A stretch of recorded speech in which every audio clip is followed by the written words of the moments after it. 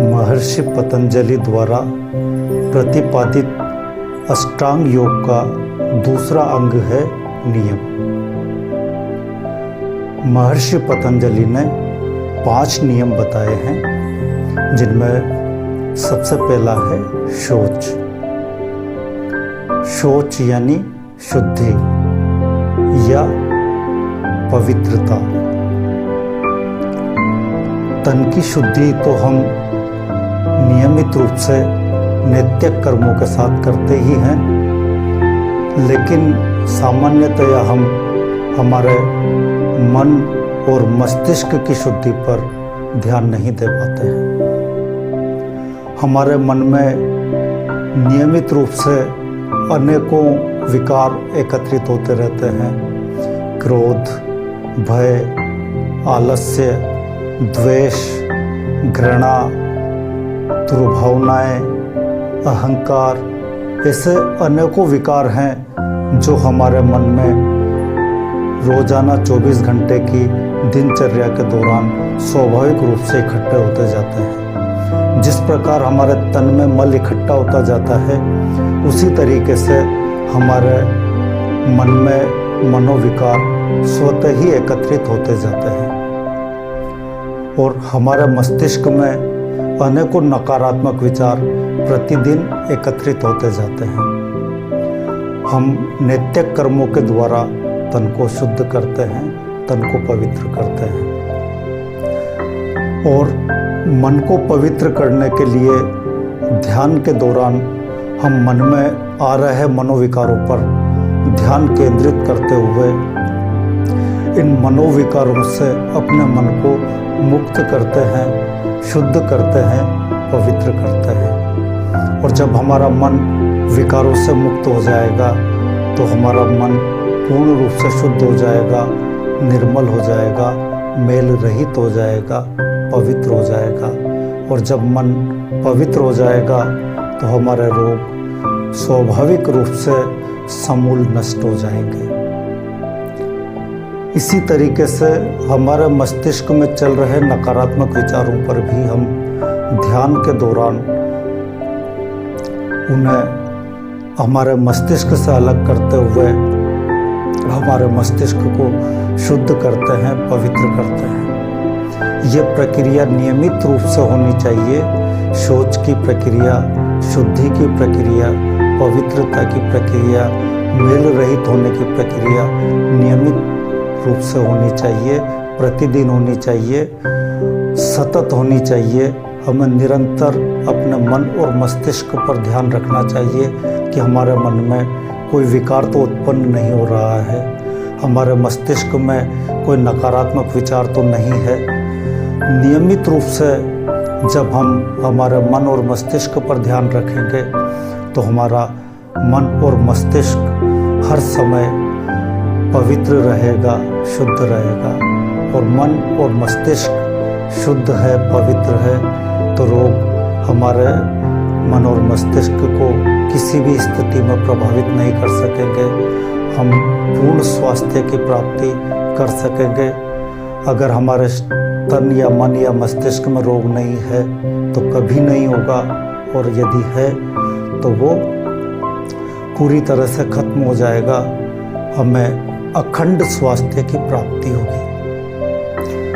तो सबसे पहला कार्य नियम में हमें करना है अपने तन की, अपने मन की, अपने मस्तिष्क की पूर्ण रूप से शुद्धि करनी है, पूर्ण रूप से मेल रहित करना है, पूर्ण रूप से दोष रहित करना है, पूर्ण रूप से पवित्र करना है। योग में भी जो मुख्य कार्य है वो यही है।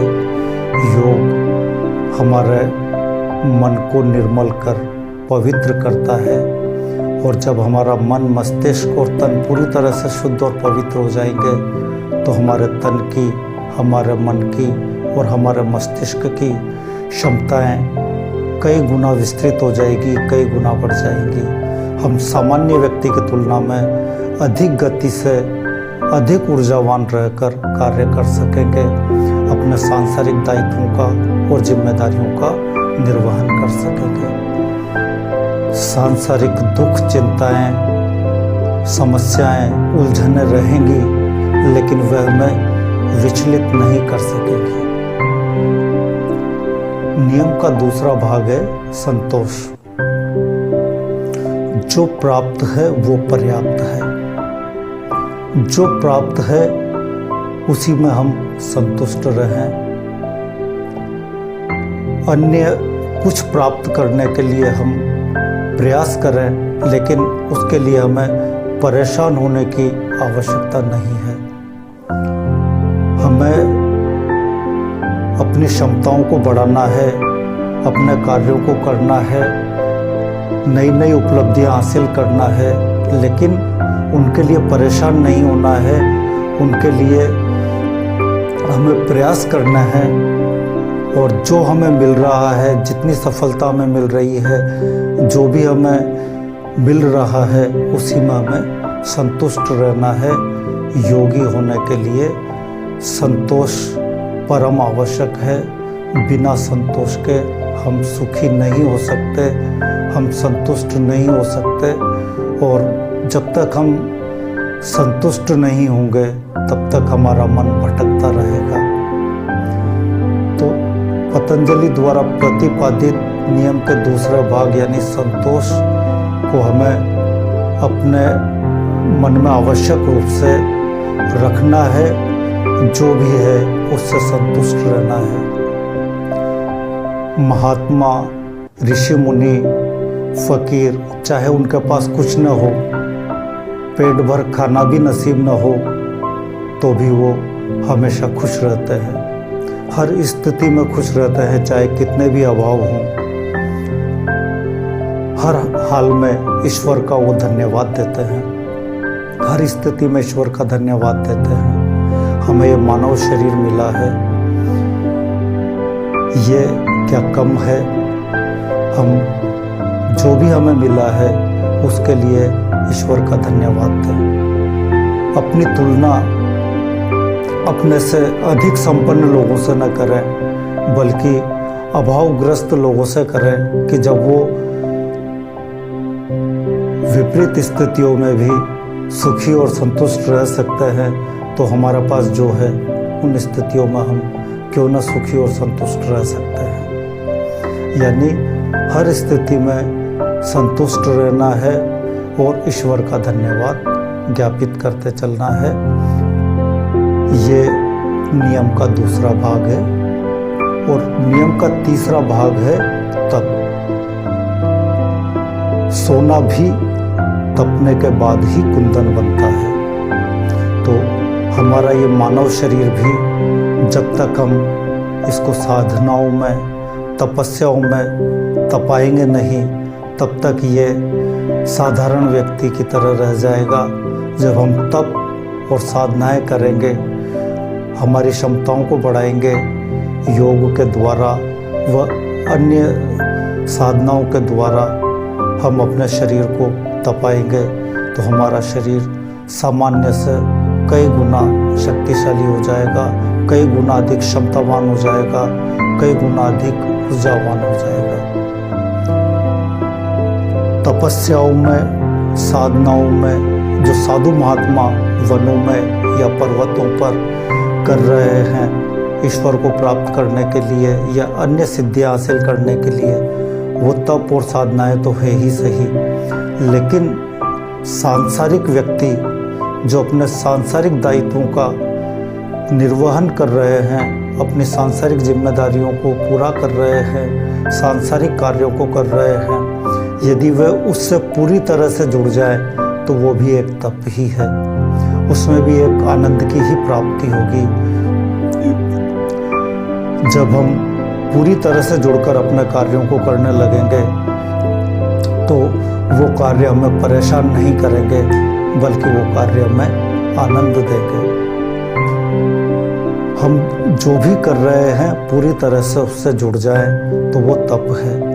हम जो भी सीख रहे हैं वो तप है। चाहे हम साइकिल चलाना सीखें, तैरना सीखें या अध्ययन करें या अन्य कोई विशिष्ट कार्य करें, कठिन कार्य करें, कठिन योगासनों का अभ्यास करें, ये सभी तप है, तपस्या है, साधनाएं हैं। हम जितनी साधनाएं करेंगे, जितना अपने शरीर को तपाएंगे, जितनी तपस्या हम करेंगे, हमारा शरीर उतना ही ऊर्जावान होता चला जाएगा, रोग मुक्त होता चला जाएगा।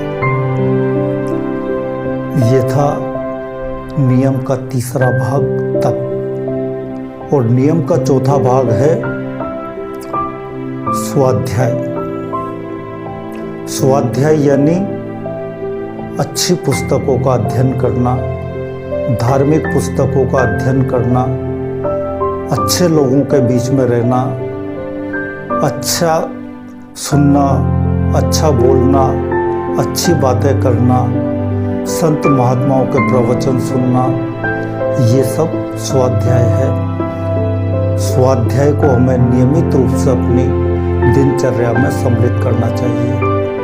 जब हम स्वाध्याय करने लगेंगे नियमित रूप से, तो हमारे मनोविकार और हमारे मस्तिष्क से नकारात्मक विचार अपने आप ही शांत होने लगेंगे। हमारा मन और मस्तिष्क अपने आप ही शुद्ध और पवित्र होने लगेगा। हमें नियमित रूप से स्वाध्याय में कम से कम 1 घंटा अवश्य देना चाहिए। जिस तरीके से हम योगासन, प्राणायाम, ध्यान इनमें समय देते हैं, उसी तरीके से स्वाध्याय पर भी, यानी अच्छी पुस्तकें, धार्मिक पुस्तकें पढ़ने पर, प्रवचन सुनने पर, सत्संग करने पर, अच्छे लोगों की संगति करने पर भी हमें समय देना चाहिए, कम से कम नियमित रूप से 1 घंटा। नियम का 5वां भाग है ईश्वर प्रणिधान। हमें वैसे तो हर पल ईश्वर के समक्ष समर्पण भाव से ही जीना चाहिए। निरंतर हमारे अंदर समर्पण का भाव बना रहना चाहिए, लेकिन कम से कम कुछ पलों, कुछ मिनटों के लिए तो हम संसार को भूलकर पूरी तरह से अपने आप को ईश्वर को समर्पित कर दें। जब हम अपना आप को पूरी तरह से ईश्वर को समर्पित कर देते हैं, तो हम सांसारिक दुख, चिंताओं, समस्याओं से पूरी तरह से मुक्त हो जाते हैं। और जब हम निरंतर ईश्वर के समक्ष समर्पण भाव से जीते हैं, तो हमारे सामने किसी भी प्रकार का दुख और चिंता या समस्या या उलझने ये हमें विचलित नहीं कर सकेंगी। ये रहेंगी, ये खत्म नहीं होंगी, लेकिन इनके रहते हुए भी हम शांति से, आनंद से अपने दायित्वों का निर्वहन कर सकेंगे। ये थे 5 नियम: शौच, संतोष, तप, स्वाध्याय, ईश्वर प्रणिधान। साधक को योगी होने के लिए अपनी दिनचर्या में यम और नियम को भी पूरी तरह से उतार लेना चाहिए। इसके पूर्व वाले वीडियो में यम के बारे में मैंने विस्तार से चर्चा की है। 5 यम हैं, 5 नियम हैं। इन 5 यम और नियम को अपनी दिनचर्या में, अपने व्यक्तित्व में सम्मिलित करना चाहिए, अपने व्यक्तित्व में उतारना चाहिए, तो हम वास्तव में सच्चे योगी हो सकेंगे। यम में है सत्य, अहिंसा, ब्रह्मचर्य, अस्तेय और अपरिग्रह। और नियम है शौच, संतोष, तप, स्वाध्याय और ईश्वर प्रणिधान। आओ हम इन यम और नियम को अपनी दिनचर्या में सम्मिलित